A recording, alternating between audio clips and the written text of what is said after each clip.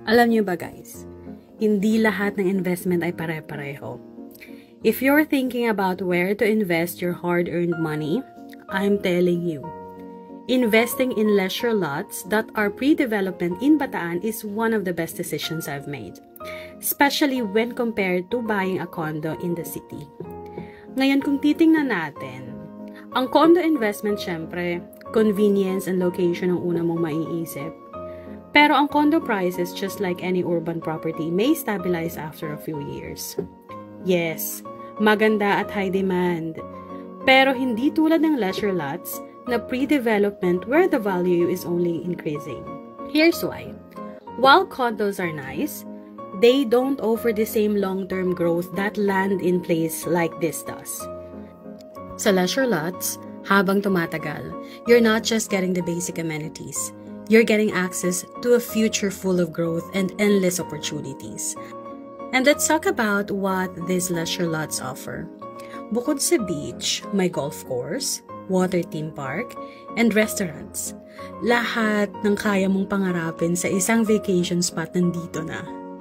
Imagine you and your family spending weekends here, relaxing, playing golf, chilling at the beach, and enjoying food at local restaurants. There's even an infinity pool to top it all off. Hindi lang siya property, it's a lifestyle. Now compare that to a condo. Sure, you get a unit in the city with some amenities, but what happens after a few years? You're still stuck with the same space. Dito sa leisure lots, habang tumatagal, the value of your property will only go up. Here's the deal. In the next few years, with developments like the mall and the airport, you can expect a huge jump in the property value here.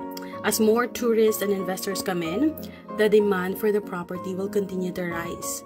And if you own a land here, you're not just investing in a place to live, you're investing in the future. With condos, it's more of a short-term return. But with land, as time goes on, your property only appreciates in value. Imagine this. Hindi lang ito basta-basta property. If you have a family, this is the place where your kids can grow up and create memories. For the future, it's a property that can generate rental income. Think about Airbnb or vacation homes. The value continues to grow over time. Ang condo, okay lang pang short term, pero for long term, leisure lots are where the value grows. And you know what? I've made the decision to invest here, and I'm confident this will pay off. Right now, you're getting in while prices are still affordable. But I'm telling you, once the development's complete, lalo na yung mall at airport, this place is going to be a prime spot for anyone looking for land. So why buy condo that may depreciate when you can invest in a piece of land that will only appreciate as time goes on? Ngayon, if you're looking for a place to invest, this is your chance. Don't wait until the prices rise even more. Visit the leisure lots, check out the pre-selling properties they offer. It's not just an investment, it's a lifestyle and a financial future that only keeps getting better. So if you're ready to take the leap, make sure to check out their Facebook page and message them for more details.